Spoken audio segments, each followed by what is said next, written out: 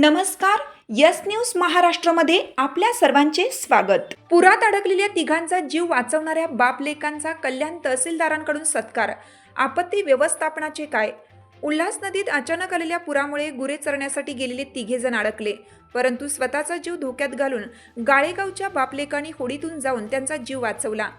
या धाडसाबद्दल कल्याण तहसीलदार सचिन शेजाळे यांनी दोघांचा सत्कारही केला. परंतु या निमित्ताने आपत्ती व्यवस्थापनाचे धिंडवडे निघाले त्याचे काय? गाळेगाव मोहिली परिसरातील दत्तू मंगल्या गायकर वय 55 वर्ष, शंकर गडल्या पाटील वय 55 आणि सावळाराम गोप्या वाघे वय 60 वर्ष हे गुरे चरण्यासाठी नदीच्या परिसरात गेले होते. परंतु उल्हास नदीस अचानक आलेल्या पुरामुळे ते बेटावरच अडकले. त्यांनी आपली जनावरे कशीबशी तीरावर सुखरूपपणे पोहोचवली, परंतु ते तेथेच अडकले. नदीच्या पुराच्या पाण्याने त्यांना चारही बाजूने घेरल्यामुळे परिस्थिती गंभीर बनली. यांना वाचवण्यासाठी येथील सामाजिक कार्यकर्ते संतोष शिंगोळे यांनी ही वार्ता कल्याण तहसील कार्यालयाला कळवली. कल्याण तहसील कार्यालयाला याबाबत माहिती मिळताच मंडळ अधिकारी चेतन पष्टे, अग्निशामक अधिकारी श्री तडवी हे महाशय घटनास्थळी पोहोचले खरे, पण पुराचा वेग इतका होता की कोणाचेही पाण्यात जाण्याचे धाडस होईना. अखेर गाळेगाव येथील गुरुनाथ हनुमंत पवार आणि त्यांचा मुलगा कुमार रोहन गुरुनाथ पवार यांनी स्वतःचा जीव धोक्यात घालून स्वतःच्या होडीतून प्रचंड वेगाने वाहणाऱ्या पुराच्या पाण्यात जाऊन गुरे चरण्यासाठी गेलेल्या तिघांचा जीव वाचवला. त्यांचे हे काम नक्कीच कौतुकास्पद व प्रेरणादायी आहे.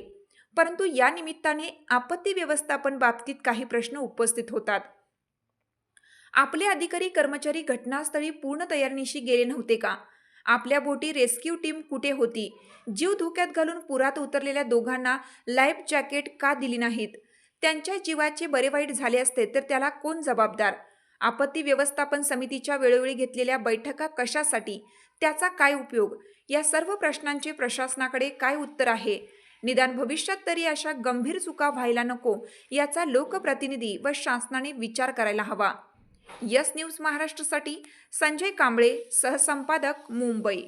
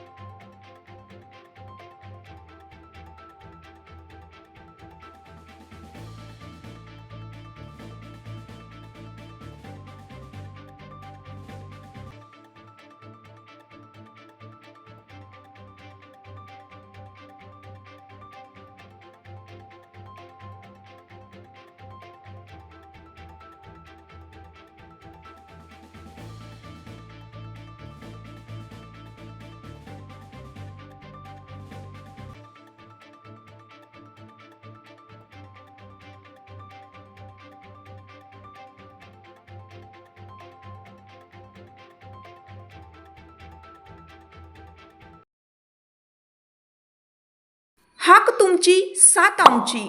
यस न्यूज महाराष्ट्र चॅनलला लाईक करा व सबस्क्राईब करायला विसरू नका.